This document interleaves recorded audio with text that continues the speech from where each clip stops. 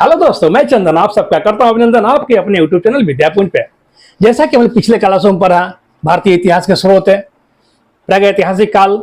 अब हम पढ़ते हैं सिंधु सभ्यता। सिंधु सभ्यता जिसे हम हड़प्पा सभ्यता भी कहते हैं। भारत की प्रथम नगरीय सभ्यता सिंधु सभ्यता, जो कि एक नगरीय सभ्यता थी। इसका सिंधु सभ्यता का सर्वमान्य काल एनसीईआरटी बुक के अनुसार 2550 ईसा पूर्व से 1750 ईसा पूर्व तक माना जाता है। वहीं कार्बन डेटिंग C14 के अनुसार 2350 ईस्वी पूर्व से 1750 ईसा पूर्व तक माना जाता है। सिंधु सभ्यता अपने नगर नियोजन के लिए जाना जाता था। सिंधु सभ्यता का नगर नियोजन आयतकार था। वहीं नगर नियोजन उसका ग्रिड पट्टी था। सिंधु सभ्यता का नगर नियोजन ग्रिड पट्टी था। अब हम देखते हैं सिंधु सभ्यता का क्षेत्रफल।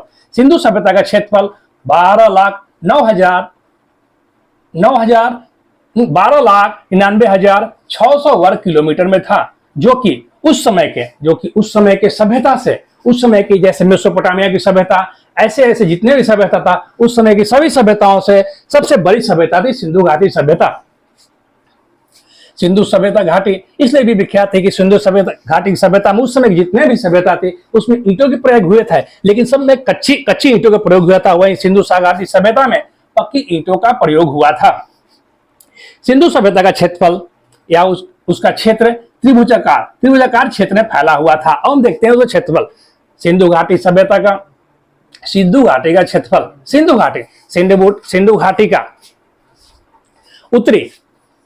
सिंधु घाटी का सबसे उत्तरी स्थल जो कि मांडा है। सिंधु सभ्यता का सबसे उत्तरी स्थल मांडा जो कश्मीर में पड़ता है। वहीं दक्षिणी स्थल दाइमाबाद जो महाराष्ट्र में है।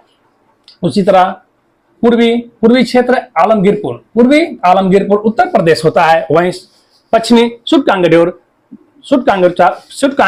पाकिस्तान में पड़ता है। अब लोग देखते हैं सिंधु सभ्यता में सिंधु सभ्यता की खोज सबसे पहले, यानी कि हड़प्पा सिंधु सभ्यता शब्द का प्रयोग सबसे पहले जॉन मार्शल, सिंधु सभ्यता का सबसे पहला शब्द का पहला प्रयोग जॉन मार्शल ने किया था। अब 1907 में पुरातत्व विभाग, भारत के पुरातत्व विभाग के अध्यक्ष जॉन मार्शल बनते हैं। और उन्हीं के आदेश पर दयाराम साहनी 1921 ईस्वी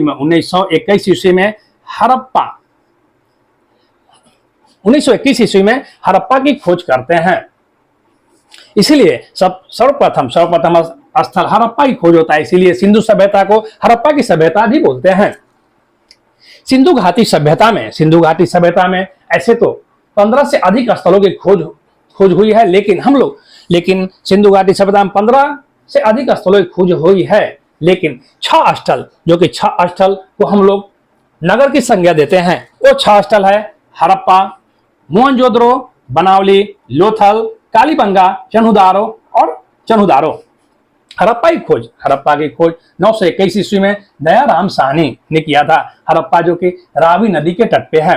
मोहनजोदड़ो की खोज राखालदास बनर्जी ने 1922 ईस्वी में किया था, जो कि सिंधु नदी के किनारे पर है। उसी तरह बनावली जो कि हरियाणा में है, 1974 में ऑरेल स्टाइल ने किया था रंगोई। उसी तरह कालीबंगा जो कि लोथल जो कि गुजरात में है, उसका खोज 1954 में रंगनाथ राव ने किया था, जो कि भगवा नदी पे है। इस तरह कालीबंगा जो कि राजस्थान में 1951 ईस्वी में अमलानंद घोष ने किया था, जो कि घग्गर नदी पे है। वहीं चन्हुदारो की खोज 1925 में माइके ने किया, जो सिंधु नदी के किनारे पे है। सिंधु सभ्यता की नगरे के खिड़की दरवाजे, सिंधु सभ्यता के नगर में जो घर होते थे उसके खिड़की दरवाजे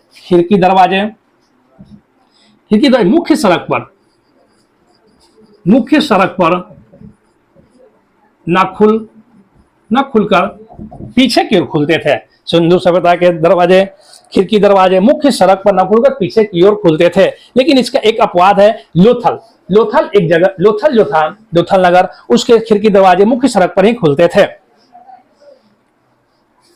उसी तरह हम आते हैं अब लोथल। लोथल लोथल लोथल नगर, लोथल नगर में से हमें एक बड़ा बड़ा डॉकयार्ड यानी बड़ा तालाब, तालाब के अवशेष मिलते हैं। मोहनजोदड़ो, मोहनजोदड़ो से हमें विशाल विशाल स्नानागार, विशाल स्नानागार, विशाल अन्नागार, नाट्य मुद्रा में स्त्री मूर्ति, नाट्य मुद्रा में स्त्री मूर्ति जो कि कांस्य मूर्ति थी, कांस्य की मूर्ति थी। वही सील पर 3 मुख वाले देवता, सील पर 3 मुख वाले देवता जिसे पशुपतिनाथ बोलते हैं या शिव भी बोलते हैं, उनके चारों ओर हाथी, गैंडा, चीता और भैंस, भैंस का चित्र है। इसलिए दोस्तों क्या है मेरे प्यारे दोस्तों, होता है कि क्वेश्चन पूछते हैं कि पशुपतिनाथ या 3 मुख वाले देवता के चारों तरफ कौन कौन से जीव हैं, तो वो है हाथी, गैंडा, भैंस, चीता, इससे क्वेश्चन बनते हैं। उस तरह हड़प्पा से हमें स्वास्तिक के अवशेष मिलते हैं। वही समाधि मिलते हैं। चबूतरा मिलता है जो कि वृत्तकार चबूतरा मिलता है और भी ईंटों के। वहीं कालीबंगा से हमें काली चूरी मिलता है, जूते खेत के अवशेष मिलते हैं।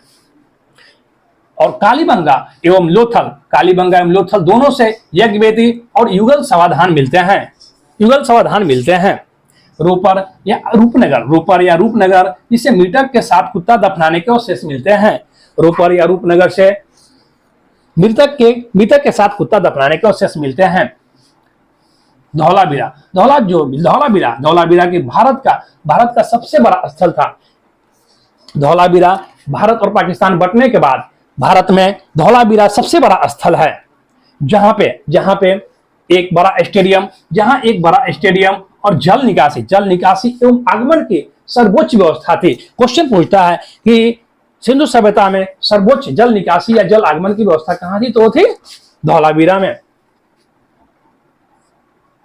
वही मृदभान, सिंधु सभ्यता में मृदभान लाल, गुलाबी या लाल बर्तन पे काले रंग के चिन्ह बने होते थे। वही बनावली से हमें हल मिट्टी के हल मिलते हैं। अब देखते हैं मोहनजोदड़ो वही मोहरों पर एक श्रृंगी पशु का चित्र हमें मिलता है, अंकन मिलता है। मोहरों पे सबसे ज्यादा हमें एक श्रृंगी पशु का चित्र मिलता है। सिंधु सभ्यता में विशेष पूजनीय कुंवर वाला सांड होता है। कुंवर वाला सांड विशेष पूजनीय होता है। वही प्राकृतिक पूजक भी थे। सिंधु सभ्यता में मिठास के लिए शहद का प्रयोग करते थे। वहीं सिंधु सभ्यता में मूर्ति किसी भी मंदिर का अवशेष नहीं मिला है। सिंधु सभ्यता में किसी मंदिर का अवशेष नहीं मिला है। वहीं शुटकांगडोर से हमें घोड़े के अस्थियां प्राप्त होती है। दोस्तों ये मुख्य हमने सिंधु सभ्यता के मुख्य एग्जाम व्यू से मुख्य बातें को जाना। अब एग्जाम में कौन कौन से क्वेश्चन बन सकते हैं ये हम देखते हैं। एग्जाम में क्वेश्चन बनेंगे जैसे कि सिंधु घाटी सभ्यता का सर्वमान्य काल क्या है, तो सिंधु सभ्यता का सर्वमान्य काल यदि C14 के अनुसार पूछता है तो 2350 से 1750 BC बोलते हैं, और यदि एनसीईआरटी बुक के अनुसार तो 2550 ईसा पूर्व से 1750 ईसा पूर्व तक बोलते हैं। क्वेश्चन पूछता है कि सिंधु सभ्यता किस लिए जानी जाती थी, तो अपने ग्रिड पट्टी नियोजन के लिए जानी जाती थी। उसका नगर नियोजन कैसा था, तो आयताकार था। वह सिंधु सभ्यता का आकार क्या था, तो त्रिभुजाकार था। सिंधु सभ्यता का आकार त्रिभुजाकार था।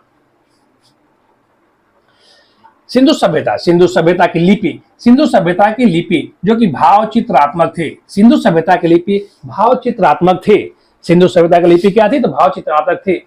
सिंधु सभ्यता में लिपि लिखने के दाएं से बाएं लिखा जाता था, और यदि एक लाइन से ज्यादा हुआ तो दाएं से बाएं फिर बाएं से दाएं लिखा जाता था। वहीं क्वेश्चन पूछता है कि हड़प्पा जो है किस नदी के तट पे है, तो रावी नदी के तट पे है। मोहनजोदड़ो किस नदी के तट पे है, सिंधु नदी के तट पे है, और दोनों पाकिस्तान में है। वहीं बनावली किस नदी के तट पे है, तो रंगोई नदी के तट पे है। लोथल किस नदी के तट पे है, भोगवा नदी के तट पे है। कालीबंगा, कालीबंगा जो राजस्थान में किस नदी तट पे है, घग्गर पे है। वहीं चनहुदारो जो कि पाकिस्तान में, ही पाकिस्तान में, ये किस नदी पे है, तो सिंधु नदी पे है। अब हम एक क्वेश्चन पूछते हैं, लोथल, लोथल में जो जो अवशेष है, जो जो अवशेष मिले हैं जहां जहां से, वो अवशेष आप लोग याद रखेंगे।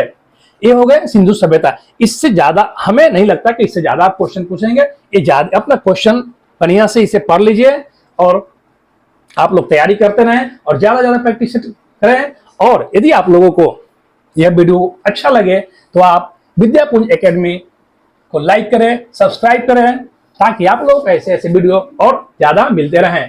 तो दोस्तों, ये हमारा सिंधु सभ्यता समाप्त होता है। अब अगले वीडियो में मिलेंगे। जय हिंद।